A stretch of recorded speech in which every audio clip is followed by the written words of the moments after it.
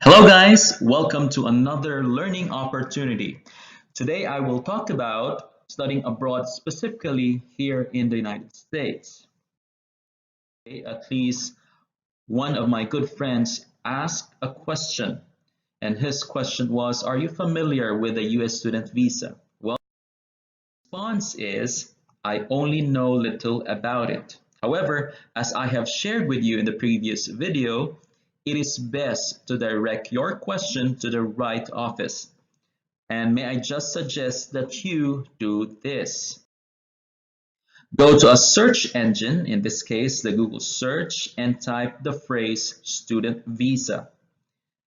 I strictly advise that you click only the secured links of website. They're usually indicated with HTTPS and usually end with .gov or .gov, and another indicators could be websites or legitimate websites or safe websites usually end with .edu or .org. As you can see, the first link that is shown on the screen is directly from the US government. Click on that and do your research. I think the better question to answer is this.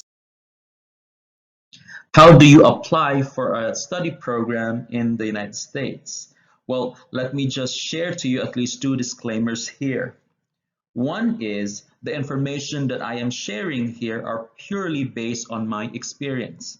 Again, I would be very happy that you base your actions on the legitimate sources, which I have showed you in the previous slides. And also another disclaimer is this information may only apply to non-US citizens who desire to apply to a university here in the United States. So, what would be your first step when applying to the US? I mean, applying for a study program here in the United States. Like me, who is so concerned about the prestige of a school, you might fall to the mistake of looking at for schools. Usually, we go to the website that ranks the universities in the world.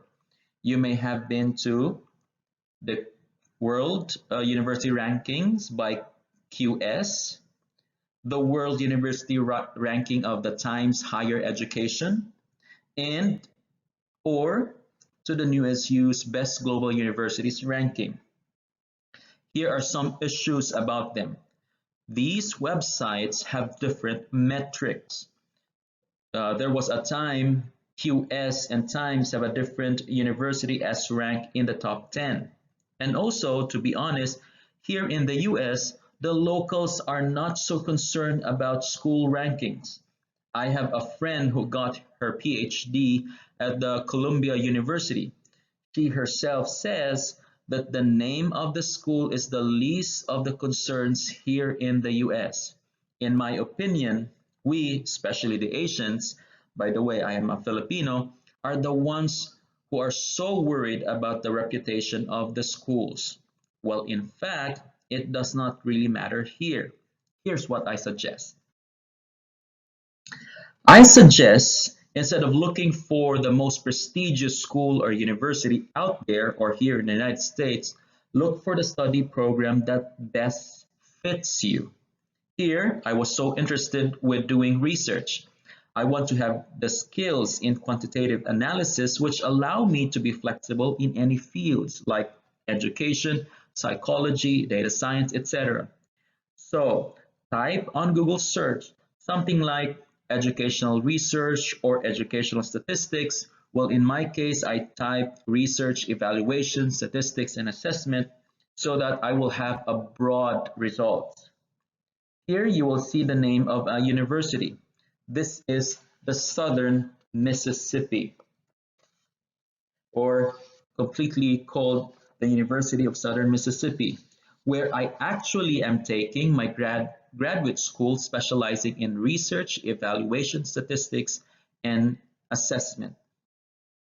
If you cannot really let go, by the way, before going that, I applied for the PhD in Research, Evaluation, Statistics, and Assessment in the University of Southern Mississippi. Once again, let me just go back to my line. So this is the University of Southern Mississippi, where I actually am taking my graduate school specializing in, let me repeat myself, in Research, Evaluation, Statistics, and Assessment. But if you cannot really help it, or if you can't really let knowing the reputation of the school in terms of world ranking, visit or consider visiting this website called Webonometrics. Okay, the link is provided. In this website, all participating universities are ranked. For me, however, this is a bit cruel because you will get to see which universities are ranked at the bottom. The other ranking sites, however, will just tell you the proximity of their rankings when they are at the bottom of their list. Say, for example, if they are, well, say, for example, some universities are ranked in the 1000 rank. So there will be a group of universities ranked there in the 1000 list, but you will not see specific rankings. In fact, when I check the ranks of the University of Southern Mississippi, the University of Southern Mississippi is ranked currently as the 787th in the world. When I was applying to the university, it was ranked 820th in the world. What a great leap it was. And this is also why reputation of the school should not be your first priority on the list. Universities may improve, may improve their ranking. And who knows, during your stay in the university, you will greatly contribute to the reputation of the school. Okay, I have a friend who studied at the Kent State University. Back then, no one knew about the university. In fact, they had a joke about it. But those who mock the school should know better. When I check the ranks on the Webonometrics, Kent State is ranked 383rd place in the world. So lesson learned. Choose not the school, but choose the best program that fits you. I hope that's clear. So after choosing the program and the school, go straight to their admission page. You need to review their requirements. Some doctorate programs require a master's degree, but in my case, I do not have a master's degree, but I still qualified for their doctorate program at USM. The big factor to this could have been that I presented unique researches in several international conferences, even with a bachelor's degree under my belt. No master's degree, guys. Well, if you subscribe to this channel, you will get to see my video about how to make your application to be competitive.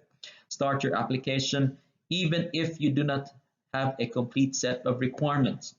Some universities will ask for these when you get to the US. Some universities will ask these requirements as you go along with your application. Others would say that you need to complete all the requirements in order for the application to move forward. It is really best to review their requirements.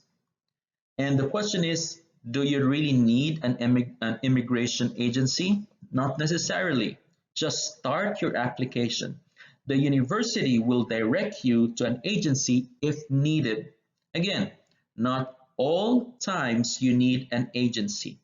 As soon as you started your application, everything is straightforward.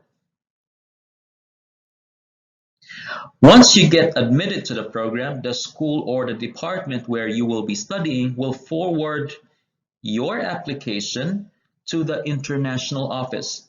This office will be the one who is responsible to give you the I-20, which is required for your student visa application.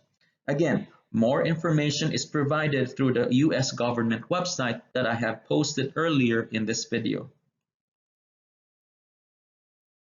So I hope you learned something valuable today.